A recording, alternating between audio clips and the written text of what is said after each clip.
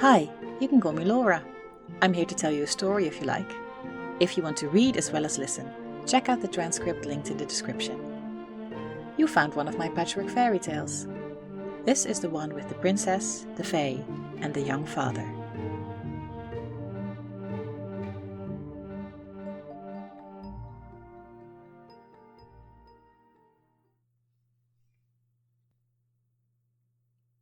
The Singing Princess.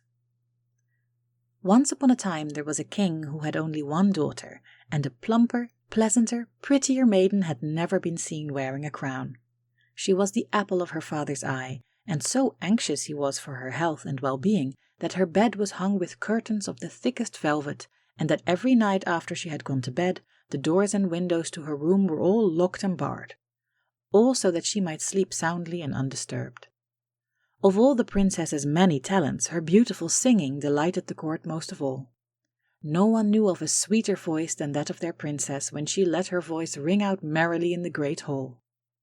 So it was a great sadness indeed when it came to pass that one day, after the princess had finally got out of bed to a very late breakfast, it was discovered that she could not sing a single note. Indeed, she was so hoarse and tired that she could barely speak. And when she did speak, she was yawning all the while, as if she had not slept a wink.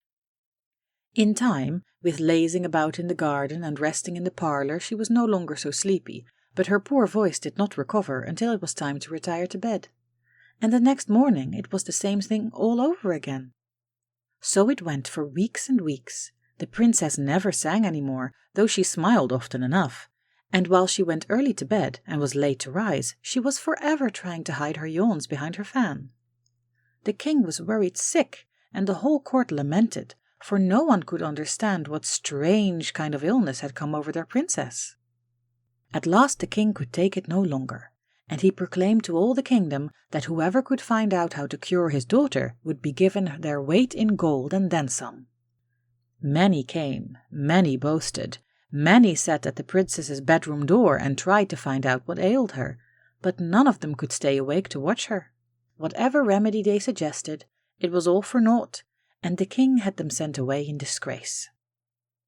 Now it happened that not very far from the castle lived a young couple with 2 small children and one more on the way, who often saw the king and the princess ride by in their carriage.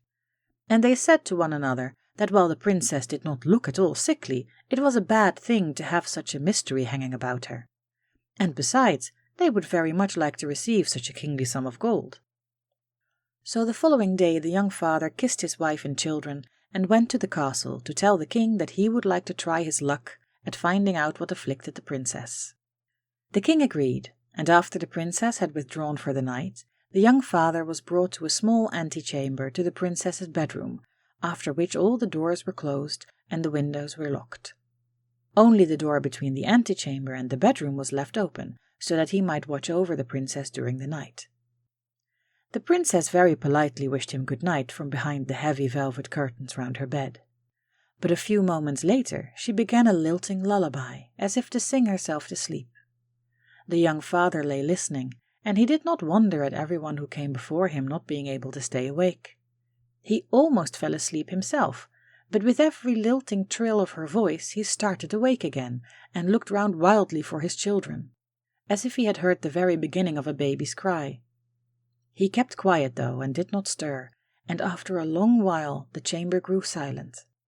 And after a longer while still, he heard a rustling of bedding in the princess's bedroom, and when he slyly opened one eye to see what he should see, the princess was quietly getting out of her bed. She tiptoed across the floor and quietly took out her loveliest clothes and finest jewels and prettiest ornaments and primped and preened until she was a vision of beauty. Then she took hold of the heavy bed curtains, drew them shut, and then drew them back once more, and as she pulled them aside there was a stairwell leading down where a moment before her bed had been.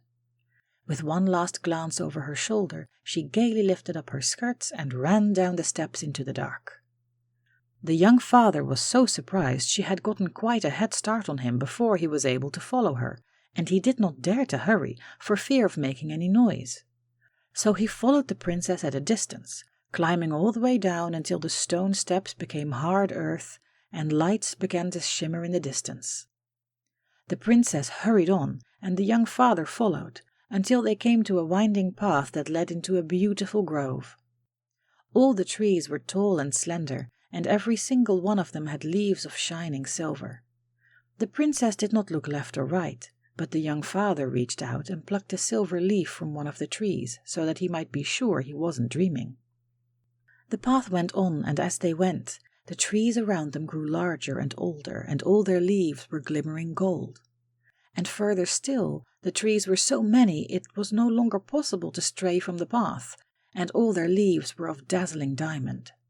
The young father plucked a golden and a diamond leaf too, and hid them in his pocket. At the very heart of that strange forest, old, deep-rooted trees twisted all about, bowing low and spreading their branches to form a shady bower. In its entrance stood a lady of unearthly beauty, proud and tall, with a smile that was as eager as it was sharp, and eyes that were as endless as they were wild. She held out her arms, laughing like the wind does, and the princess ran to her. The lady caught her up in her arms and whisked her off her feet. She carried her into the bower, and as the branches closed rustling around them, to a bed spread with shimmering silk, and there the princess sang like a bird all night long. Just before dawn, the princess emerged from her hiding place and hurried back along the forest path. She was not so fast as she had been before, and often the young father had to halt his step for fear of catching up with her.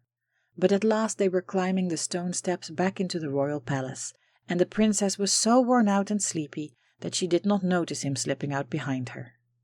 She drew the curtains and threw them back again, restoring her bed to its rightful place. Then she took off all her finery, hid everything neatly away, and collapsed into bed to sleep like a rose. Now the astonished young father did not sleep a wink. For a while he thought he had dreamt the whole thing, but there in his pocket were the 3 shimmering leaves, as real as the nose on his face. So he lay there in silence, frowning like anything, wondering what to do. Imagine what might happen if the princess did not make it home before dawn one night. They could not lose their only princess to the fairies. That would never do. But what should be done about it? So he lay thinking, as long as the princess lay sleeping. And when she finally rose, near the end of the morning, she was just as drowsy and heavy-eyed, exactly as hoarse and voiceless as she had been the day before. The courtiers lamented, but the young father had risen with a smile, and immediately asked to speak to the king in private to discuss what ailed his daughter. "Your Majesty," he said solemnly, "your noble daughter is lonesome. She weeps in her sleep, and this wears out her sweet voice so by night that she cannot sing by day. If you will take my advice, my liege, you must call to your castle every young woman who is of age and unmarried and willing to leave home, and let your daughter pick from among them whomever she likes best to be her companions and confidants. Do this, and all will be well, I am sure." It was done exactly as the young father recommended, and to the entire court's joy and astonishment, it went precisely as he had predicted. From then on, the princess appeared at breakfast bright and early, almost every morning, surrounded by her new companions, and in high enough spirits to sing all day long. The king did not know how to praise the young father highly enough. He gave him thrice his weight in gold, and then some extra because his daughter begged him to, and the young father returned home to his wife and children with as much fanfare as any knight of noble blood. His wife kissed him, and his children hugged him, and they were all merry all day long. And when the children had been put to bed, and his wife had put her feet up, he told her all about what had happened at the palace. Then they both laughed and blushed and laughed again until they were quite out of breath. The 3 peculiar leaves they hid away for another day, for you never knew. And from that day on they lived comfortably and happily, and drank to the health of their princess at every breakfast.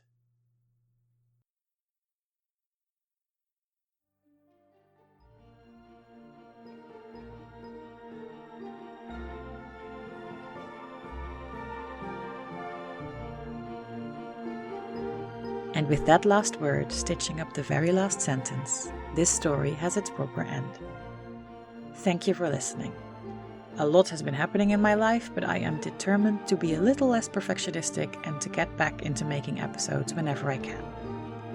I hope you enjoyed this story halfway between a fix-it fairy tale and an original, and if you want to ask me something or see what I'm working on, you can find me on Tumblr as Laura Simonsdaughter. There's another tale to tell some other day, but until then, close your curtains, carry some iron, and be safe.